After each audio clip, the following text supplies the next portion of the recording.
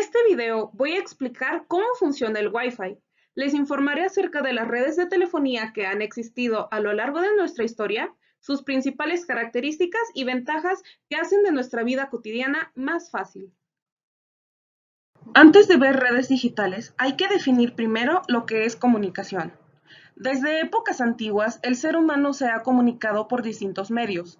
Avanzando con las innovaciones tecnológicas, fue cambiando de métodos para transmitir mensajes y cada vez se hacen más ágiles. Empezaremos definiendo por dónde nos comunicamos. Los medios de comunicación son aquellos instrumentos, dispositivos o herramientas que permiten que un emisor envíe su mensaje para que sea recibido por un receptor. Hay medios de comunicación tan antiguos como el humo, la corneta o las palomas mensajeras. Significaron el primer paso para emitir un mensaje que pueda ser captado por varias personas al mismo tiempo, yendo más allá de la comunicación cara a cara y dejando atrás los límites de la distancia y el tiempo. Para comenzar a introducirnos en las redes, comenzaremos con la más básica que conocemos, el Wi-Fi. Gracias al Wi-Fi tenemos Internet a la mejor velocidad en todos nuestros dispositivos, pero ¿sabemos realmente qué es? El Wi-Fi es un mecanismo que permite, de forma inalámbrica, el acceso a Internet de distintos dispositivos al conectarse a una red determinada. No hay que confundir el Internet, que es la información y los datos a los que accedemos, con el Wi-Fi, que es la forma de transmisión y entrega de los datos. Dicha conexión inalámbrica es posible gracias al uso de radiofrecuencias e infrarrojos empleados para la transmisión de información. Un dato interesante acerca del Wi-Fi es que hace referencia realmente a una marca comercial impulsada por la Wi-Fi Alliance, cuya finalidad fue crear un mecanismo de conexión inalámbrica que fuera compatible para diversos dispositivos. Información más detallada acerca del Wi-Fi. El Wi-Fi se basa en ondas de radio exactamente iguales a las de la propia radio, la telefonía móvil o la televisión. Por lo tanto, las redes Wi-Fi transmiten información por el aire utilizando ondas de radio. Ahora bien, las frecuencias que se utilizan para esta tecnología de conectividad inalámbrica son distintas. Actualmente, los equipos de mayores prestaciones se combina la transferencia de datos por bandas de 5 y 2 MHz. Por lo tanto, cuando vamos a descargar un archivo o solicitamos cierta información a través de una red Wi-Fi, nuestro router recibe los datos de Internet a través de nuestra conexión y posteriormente los convierte en ondas de radio. De esta manera, el router emite estas ondas y el dispositivo inalámbrico que ha solicitado la descarga de este archivo o información las captura y decodifica. Antes de mencionar cómo funciona el Wi-Fi, debemos de regresar el tiempo para conocer cómo empezó esta transmisión. La Wireless Ethernet Compatibility Alliance, o Wi-Fi Alliance, que dio origen al Wi-Fi, se conformó en septiembre de 1999 con 6 empresas. En la actualidad son cerca de 800 las que forman parte del grupo. Pero antes de que naciera este sistema de que transmite información por ondas de radio, que utiliza frecuencias entre 2 a 5 GHz del espectro electromagnético, hubo otros inventos y esfuerzos que hicieron que esta forma de comunicación fuese posible. Uno de los esfuerzos más notables nació de la inteligencia de Hedy Lamarr, una aclamada estrella de Hollywood de los años 40 que fue un genio de la tecnología. Durante la Segunda Guerra Mundial, la actriz desarrolló un sistema de torpedos guiados por radio que impedía que fuesen detectados por el enemigo, y la tecnología de espectro ensanchado por salto de frecuencia que terminó dando lugar al primer estándar de conexión Wi-Fi en 1997. ¿Cuántos de nosotros, incluyéndome a mí misma, no podemos dejar el celular un día o nos sentimos inseguros al estar desconectados del mundo? Gracias a las redes y su avance es que cada vez estamos acercándonos virtualmente, cosa que últimamente se ha convertido en algo vital. Por el home base o la escuela en línea, aunque nos aleja físicamente. Antes de hablar de las redes que permiten el uso de Internet en nuestros teléfonos móviles, daremos el dato de la invención del teléfono celular. El 17 de octubre de 1973, el norteamericano Cooper fue el primero que realizó una llamada telefónica por un teléfono celular, el DynaTAC 8000X, considerado como el primer teléfono móvil del mundo. Y comenzaremos con la primera red o red 1G de primera generación. La primera generación de telefonía móvil estaba basada en un conjunto de celdas o células interconectadas que daban servicio a los dispositivos que se encontraban dentro de una amplia cobertura. De ahí el nombre con el que se les empezó a llamar o denominar celulares. Esta primera generación de la telefonía móvil fue pionera en demostrar que la comunicación a distancia de forma masiva era posible a través de equipos inalámbricos. Sin embargo, su tecnología contaba con muchas limitaciones que afectaban la calidad del servicio. La segunda red 2G o Primer Standard se inició a principios de los 90 e introdujo las primeras redes basadas en un protocolo estándar que tenía como principales objetivos la interconexión de las redes y la posibilidad de conectarse a ellas con un mismo terminal, apareciendo el primer concepto de roaming. Las mayores ventajas que tuvo esta red fue el mejoramiento de la seguridad y privacidad de las conversaciones telefónicas por medio de encriptaciones digitales, tanto para llamadas como mensajes de texto o multimedia.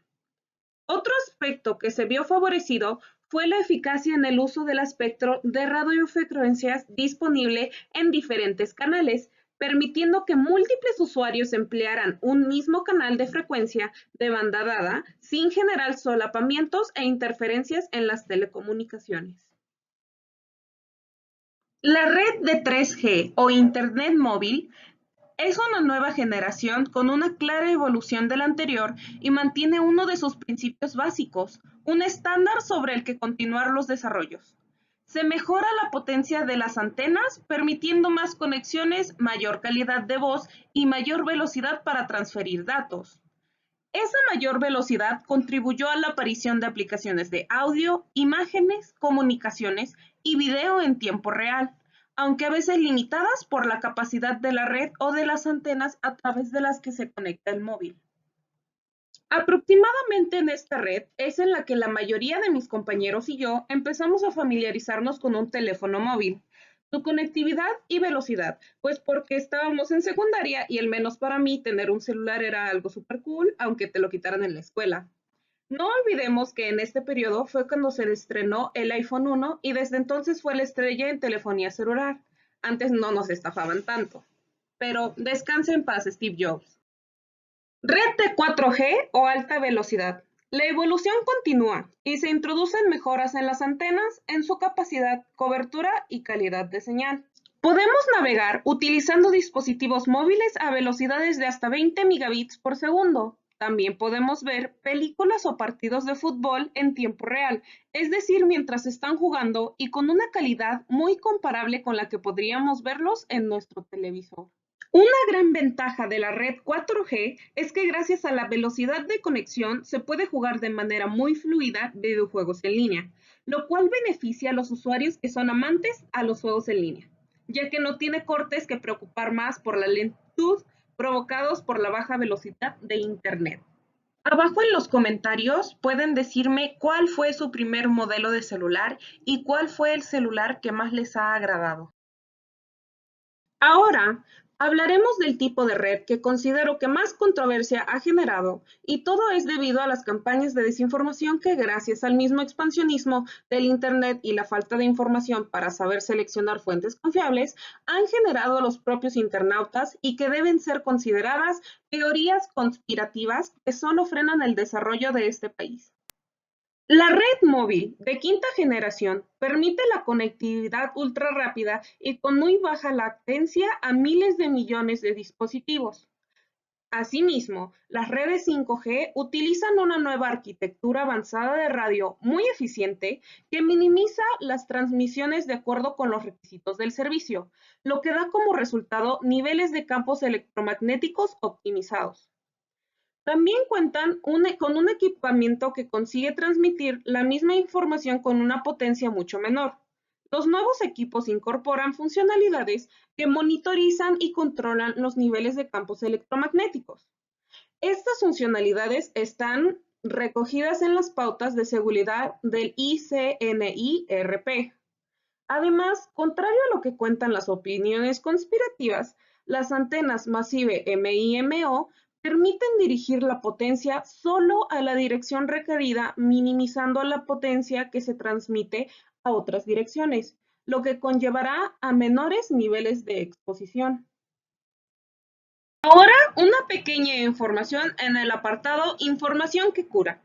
Las antenas 4G o 5G, es decir, las de radiación celular, entran en un espectro similar al espectro de las señales de radio FM o de las ondas de microondas, y hemos convivido con estas frecuencias gran parte de nuestras vidas. Como dato, el microondas fue inventado en el año 1945, mientras que el radio se inventó en 1909. El tamaño de la onda es lo que determina qué puede traspasar la señal. En el caso del radio y la red 5G, se puede comparar su amplitud, el espacio de cresta a cresta, con el tamaño de un automóvil.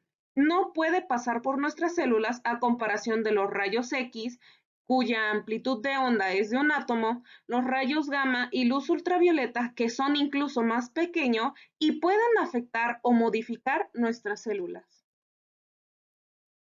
Hay una variedad de personas que opinan que este tipo de tecnología inalámbrica podría ser peligrosa para la salud de los humanos. La Organización Mundial de la Salud, OMS, ha clarificado este tipo de tecnología como cancerígeno de nivel 2B, que son aquellos compuestos con los que, teniendo en cuenta los muy bajos niveles de exposición y los resultados de investigaciones reunidos hasta el momento, no tienen ninguna prueba científica convincente de que sean cancerígenos. Es más, el organismo concluye que las débiles señales de radiofrecuencia procedentes de las estaciones de base y de las redes inalámbricas no parecen tener efectos adversos en la salud. En esta categoría, en la que también podemos encontrar sustancias como el café. Aún así, las noticias publicadas por los medios informativos sobre la multitud de casos de cáncer surgidos en torno a estaciones de base de telefonía móvil han puesto en alerta a la opinión pública.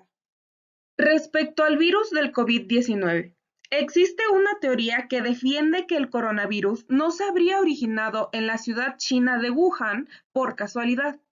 Es más, Wuhan fue la primera ciudad china en instalar tecnología 5G, lo cual habría provocado el deterioro masivo de la salud de la gente. Las ondas 5G habrían debilitado el sistema inmune de los ciudadanos de Wuhan, permitiendo un acceso rápido y letal al coronavirus. Cabe mencionar que no existe ningún tipo de evidencia científica que corrobore esto, pero la teoría ha estado circulando sin control en los últimos meses por medio de Internet e incluso televisoras. Como dato interesante, estos son los países con Internet más rápido en móviles y de banda ancha y su equivalencia en megabytes por segundo. Como podemos observar, México desafortunadamente no aparece porque seguimos considerando que nuestras antenas de señal causan cáncer y hay ciertos grupos que terminan tirándolas. No dejemos de dar gracias a los avances tecnológicos en redes, porque gracias a tener una mejor conectividad, ahora debemos ir a menos lugares, lo que facilita los trámites que antes eran tediosos, como sacar una cuenta del banco, pagar recibos de la luz, reportar una falla del gas, e incluso los que se consideraban divertidos, como ir al cine. Han quedado cubiertos gracias al sinfín de aplicaciones y la maravillosa red de Internet que nos da acceso a información, buena o mala, alrededor del mundo. Y, hablando del uso de aplicaciones como el banco, ¿sabemos realmente que se protegen nuestros datos o cualquiera puede sacar dinero de nuestra cuenta? ¿Cómo explicaríamos el concepto de ciberseguridad? La ciberseguridad es el conjunto de procedimientos y herramientas que se complementan para proteger la información que se genera y procesa a través de computadoras, servidores, dispositivos móviles, redes y sistemas electrónicos. De acuerdo a los expertos de Information Systems Audit and Control Association, la ciberseguridad se define como una capa de protección para los archivos de información. También puede referirse a la ciberseguridad que se utiliza en el término seguridad informática o seguridad de la información electrónica. Uno de los objetivos de la ciberseguridad es generar confianza entre clientes, proveedores y el mercado en general. En un mundo hiperconectado, donde la mayoría de nuestras actividades las hacemos a través de la red y dispositivos electrónicos, garantizar la seguridad de las operaciones es una necesidad imperante.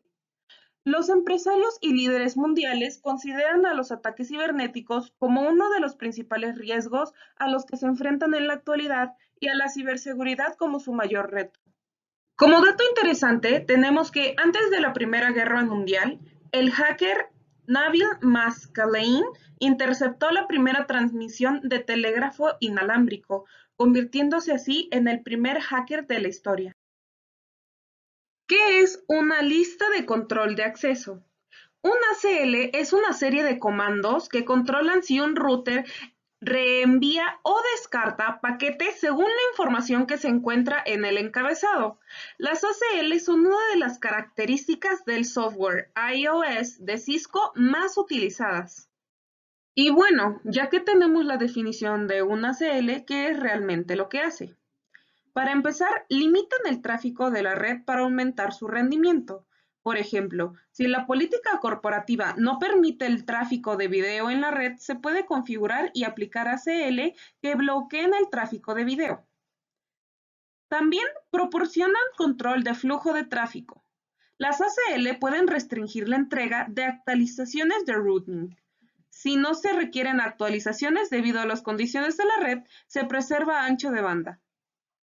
Proporcionan un nivel básico de seguridad para el acceso a la red. Las ACL también pueden permitir que un host acceda a una parte de la red y evitar que otro host acceda a la misma área. Filtran el tráfico según el tipo de tráfico. Por ejemplo, un ACL puede permitir el tráfico de correo electrónico, pero bloquear todo el tráfico de Telnet. También filtran a los hosts para permitirles o delegarles el acceso a los servicios de red. Las ACL pueden permitirles o denegarles a los usuarios el acceso a determinados tipos de archivos como FTP o HTTP. Como anteriormente mencioné, además de permitir o denegar tráfico, las ACL se pueden utilizar para seleccionar tipos de tráfico para analizar, reenviar o procesar de otras formas. Por ejemplo, se pueden utilizar ACL para clasificar el tráfico a fin de permitir el procesamiento por prioridad. Esa capacidad es similar a tener un pase VIP para un concierto o un evento deportivo. Y aquí les traigo el código para Packet Tracer sobre cómo crear una ACL. Una filtración de datos es un incidente de seguridad en que usuarios internos, malintencionados o atacantes externos obtienen acceso no autorizado a datos confidenciales o información sensible como historias clínicas, información financiera o información de identificación personal. Las filtraciones de datos son uno de los tipos de incidentes de ciberseguridad más comunes y costosos. Afectan a empresas de todos los tamaños, industrias y geografías, etc. Y se producen con una regularidad alarmante. Estos son tan solo 10 ejemplos de empresas norteamericanas de las cuales se han filtrado los datos personales de usuario. ¿Alguna vez consideras que se hayan filtrado tus datos? Si es así, ¿por qué medio te enteraste o cómo lo intuyiste? ¿Y en qué compañía fue en donde se te filtraron los datos? Me gustaría que dejaras eso para que tengamos cuidado en la sección de comentarios. El DNS o Domain Name System es un conjunto de protocolos y servicios que permite a los usuarios utilizar nombres en vez de tener que recordar las direcciones IP numéricas. Esta es ciertamente la función más conocida de los protocolos DNS. Por ejemplo, los identificadores binarios de Google son 216.58.210.163. Sería mucho más difícil recordar esa numeración que simplemente www.google.es. Quien se encarga de traducir las palabras en números es el servidor DNS. De esta forma encontraremos la página web que buscamos sin muchas dificultades y nombres a direcciones en IP. Acerca de su funcionamiento, es relativamente sencillo. Cuando un usuario crea una página web, debe crear un nombre para poder encontrarla. Se crea un dominio, un nombre de dominio y un registro de dominio. De esta forma podemos encontrar esa página web. El software donde se almacena el dominio crea una entrada WHOIS con el nombre que se le haya dado, y esa entrada es la que se guarda y se gestiona desde el servidor DNS. Gracias a la red global de servidores DNS, se realiza la búsqueda de nombres disponibles. Esta es la gestión descentralizada de la información de los dominios. Hemos llegado al final de este video. Muchas gracias a todos mis suscriptores y al ingeniero por hacer este curso posible. Esperemos que no sea el último video, aunque sea la última clase, y nos veamos después con más contenido en Robotech, su canal de robótica y tecnología. And I'll tell you all about it when I see you again. We've come a long way from where we began. Oh, I'll tell you all about it.